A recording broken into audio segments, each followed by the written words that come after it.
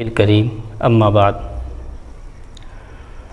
فاعوذ باللہ من الشیطان الرجیم بسم اللہ الرحمن الرحیم یا ایہا الذین آمنوا کتب علیکم الصیام کما کتب علی الذین من قبلکم لعلکم تتقون۔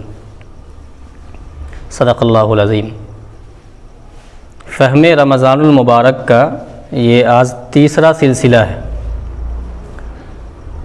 آج کا عنوان تھا کہ روزہ یا روزے کے اندر جو بھی عبادتیں ہیں ان سے انسان روحانی ترقی کس طرح حاصل کرے، یعنی جو بھی عبادتیں ہیں ان کے اندر خشوع خضوع یا اللہ تبارک و تعالیٰ کی طرف کھنچاؤ کیسے پیدا ہو۔ روزہ جب رمضان آتا ہے روزہ رکھا جاتا ہے، قرآن کی تلاوت کی جاتی ہے، اچھی باتیں کی جاتی ہیں، لیکن ان تمام چیزوں کا اثر دل کی گہرائیوں میں کیوں نہیں ہوتا ہے؟ اسی عنوان پہ آج یہ بات ہوگی انشاءاللہ۔ تو رمضان المبارک اور روحانی تربیت ان دونوں کا ایک دوسرے سے بہت گہرا تعلق ہے، یا یہ کہیے کہ رمضان المبارک کا مہینہ ایک ٹریننگ اور تربیت کا مہینہ ہے کہ روحانی ٹریننگ اور تربیت کس طرح سے ہو۔ یہ مہینہ صرف روزہ رکھ لینے، نماز پڑھ لینے اور دوسری جو جتنی بھی عبادتیں ہیں ان تمام عبادتوں کے کر لینے کا صرف نام نہیں ہے یا ان میں محدود نہیں ہے، بلکہ تصوف اور سلوک کی روشنی میں ایک روحانی تربیت گاہ ہے، جہاں بندہ اپنے باطن کی اصلاح، روحانی ترقی، اللہ تبارک و تعالیٰ کا قرب، یہ جو ان تمام قربوں کے مراحل ہیں ان کو طے کرتے ہیں۔ تصوف اور رمضان ان دونوں کا تعلق آپس میں کیا ہے، اس کے بارے میں یہ بات کہی گئی ہے کہ تصوف اور رمضان کا مطلب یہ ہے، تصوف کا مطلب یہ ہے کہ خود شناسی سے خدا شناسی حاصل کی جائے، یعنی خود کو بندہ پہچانے کہ میں کون ہوں اور میں جس کا بندہ ہوں، جو میرا رب ہے وہ کون ہے۔ تو خود شناسی سے خدا شناسی کی طرف یہ راستہ لے جاتا ہے۔ تصوف کی بنیاد تزکیہ نفس، تصفیہ قلب اور دلوں کے صفائی کا نام ہے۔ رمضان المبارک میں روزہ ظاہری طور پر بھوک پیاس کی مشقت کا نام ہے، مگر حقیقت میں یہ نفس کی ریاضت اور تزکیہ ہے۔ انسان اپنے نفس کو مضبوط کرتا ہے، اس کو ٹریننگ میں لگا دیتا ہے۔ نفس کی خواہشات کو قابو میں رکھ کر بندہ اپنی روح کو ایک پاکیزگی اور اللہ تبارک و تعالیٰ سے لگاؤ کا جو ذریعہ ہے اس کو یہ قوت بخشتا ہے اور اللہ کی محبت میں گم ہونے کی کوشش کرتا ہے، یعنی ہر وقت اللہ کی یاد ہو، اللہ کی عبادت ہو۔ اس طرح سے روحانی ترقی انسان جب حاصل کرتا ہے تو کچھ مرحلے اسے حاصل ہوتے ہیں، ان میں سے تصوف اور سلوک اور روحانی ترقی کا جو پہلی منزل ہے وہ ہے اخلاص کی تجدید، یعنی عبادات میں اخلاص پیدا کریں۔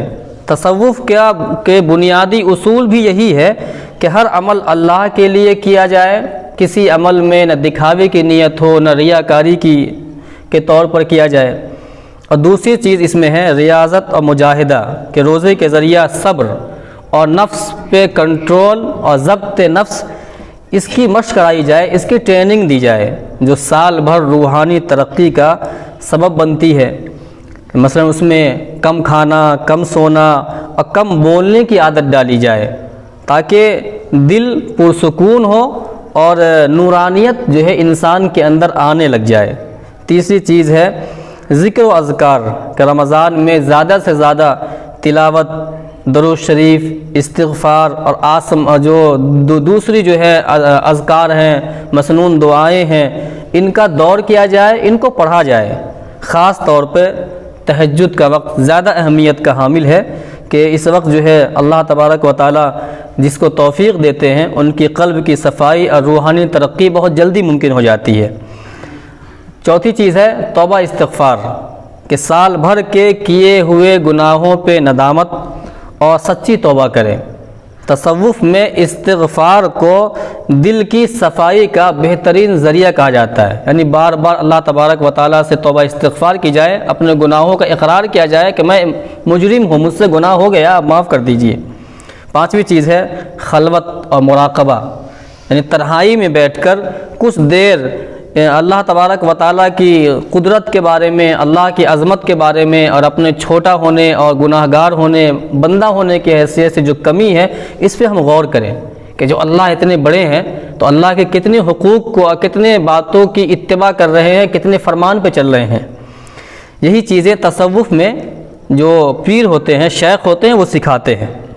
اور انسانوں کے لیے آسانیاں پیدا کرنا، صدقہ کرنا، خیرات کرنا، دوسروں کی مدد کو اپنا شعار بنا لینا، حاصل یہ ہے ان تمام مضمونوں کا کہ رمضان صرف عبادت کا مہینہ نہیں ہے بلکہ ایک تربیتی دورانیہ ہے۔ ایک مہینے کا وقت ہے، دورانیہ ہے، مدت ہے، اور یہ لمٹ ہے ایک مہینے کی، کہ ایک مہینے کی ٹریننگ میں آپ کو رکھا جا رہا ہے۔ اب اس ٹریننگ میں کیسے اپنے آپ کو تیار کریں گے، کیا حاصل ہوگا اس ٹریننگ میں، آپ جو تربیت لے کے نکلیں گے تو کیا نکھار آئے گا، وہ آپ کے ہاتھ میں ہے کہ کس انداز میں اپنے آپ کو ٹرینڈ کیا ہے، جس میں بندہ خود کو بدل سکتا ہے۔ تصوف اور سلوک کی روشنی میں اگر ہم رمضان کے برکات کو صحیح طور پر استعمال کریں تو یہ مہینہ ہماری زندگی میں ایک مثبت انقلاب لا سکتا ہے جو باقی سال بھی قائم رہ سکتا ہے۔